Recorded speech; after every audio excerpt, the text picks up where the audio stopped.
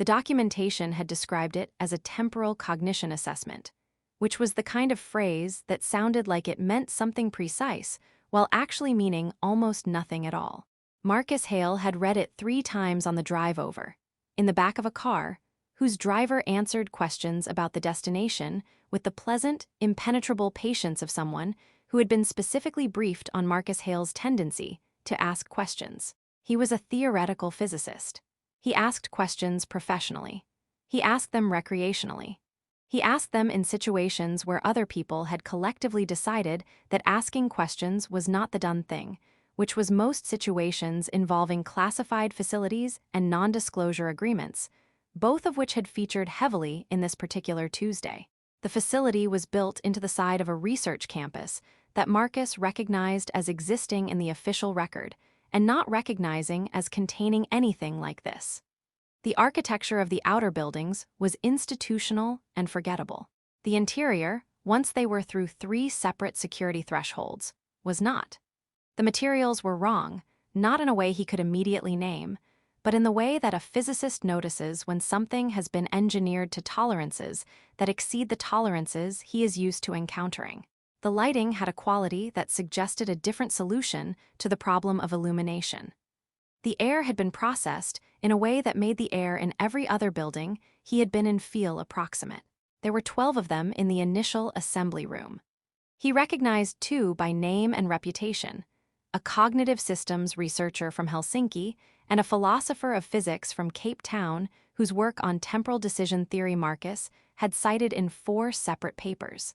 The others he assessed quickly and filed away.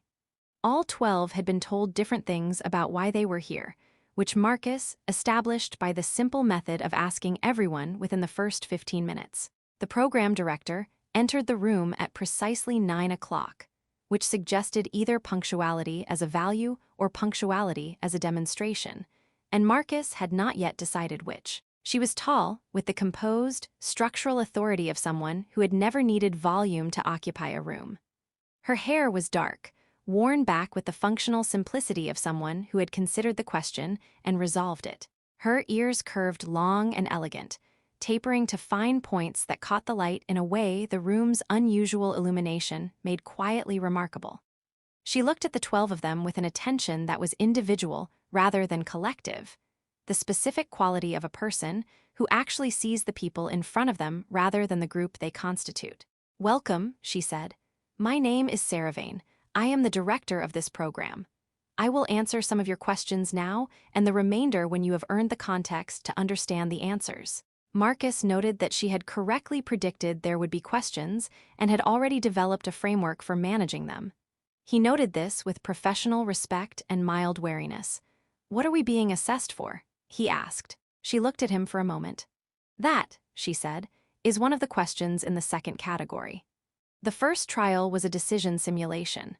Marcus sat alone in a clean, instrumented room and was presented, through a haptic interface of Orvathi design that operated with a subtlety no human haptic system had yet achieved, with the following scenario.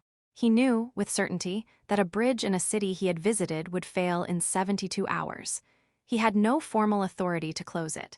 He had only the knowledge and the question of what to do with it. He made his decision and documented his reasoning, because he always documented his reasoning, and the interface received it, and the session ended.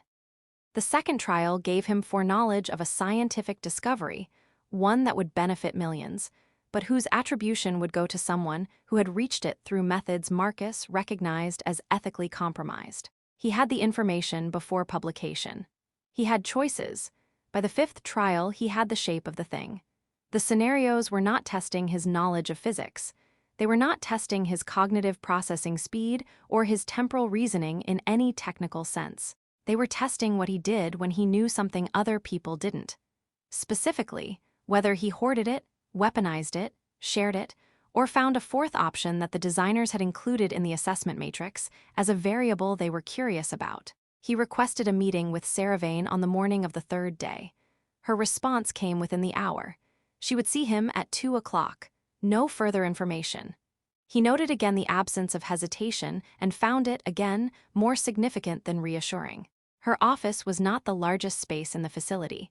but it had the quality of a room that had been used for a long time for things that mattered, the specific density of a space that has absorbed a great number of serious conversations. She was at a desk that held 3 interfaces and a physical document Marcus recognized as a probability chart, though the variables being tracked were in Orvathi notation, and he could read only the structure, not the content. She gestured for him to sit. He sat. "You've identified the pattern in the trials," she said. It was not a question. "Yes," he said. "What do you think the pattern indicates?" "That you're not measuring temporal cognition," he said. "You're measuring what people do with asymmetric knowledge, how they handle knowing something that others don't, whether that knowledge makes them careful or dangerous or generous." He paused. "I want to know why, not what you're measuring. Why these 12 people? Why now?" Saravain looked at him with the attention he had noticed in the assembly room, the individual, unhurried quality of it. He had the sense of someone deciding something, not about him specifically, but about how much a situation required. The silence lasted long enough to be its own kind of answer. 43 years ago, she said, our long-range temporal modeling identified a convergence point, a termination event in the timeline currently inhabited by both our species. She said it with the particular steadiness of someone who has said a true and terrible thing enough times to have found a way to hold it while speaking. Not a natural disaster, not a war. A cascade, a series of decisions, made across both our civilizations over the next 60 years that compound into a terminal outcome. We have spent 43 years attempting to model an intervention. Marcus was very still. "The trials," she said, "are not an experiment. They are an audition. We need human minds who can hold foreknowledge without being deformed by it, who can know the shape of a catastrophe and respond by thinking rather than by acting from fear."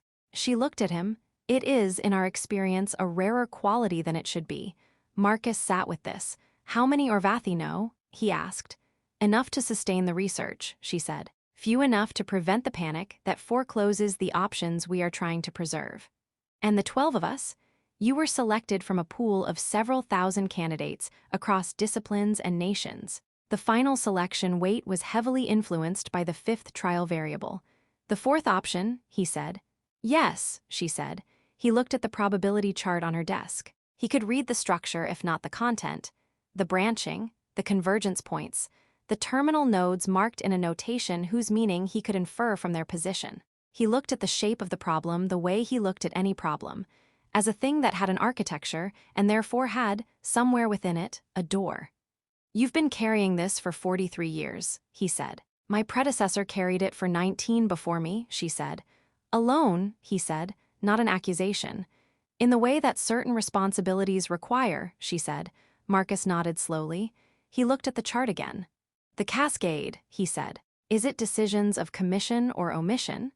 She looked at him with something that shifted slightly in quality, not surprise exactly, but the specific attention of someone who has been asked the right question. "Primarily omission," she said.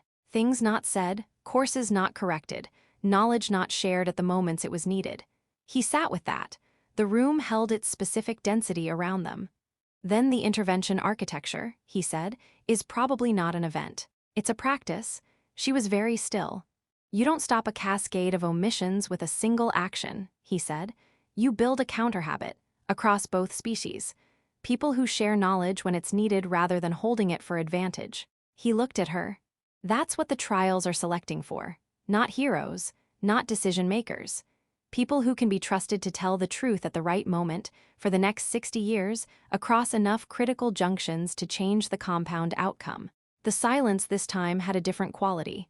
"You arrived at that," Saravain said carefully, "in approximately 4 minutes. I had context," he said. "You gave me context." She looked at him with the full weight of the attention he had noticed since the first morning. And he understood now what it was, what it had always been. The attention of someone who had been waiting, for a very long time, for someone to give the weight to rather than carrying it in the particular isolation that power, even well-intentioned power, produced.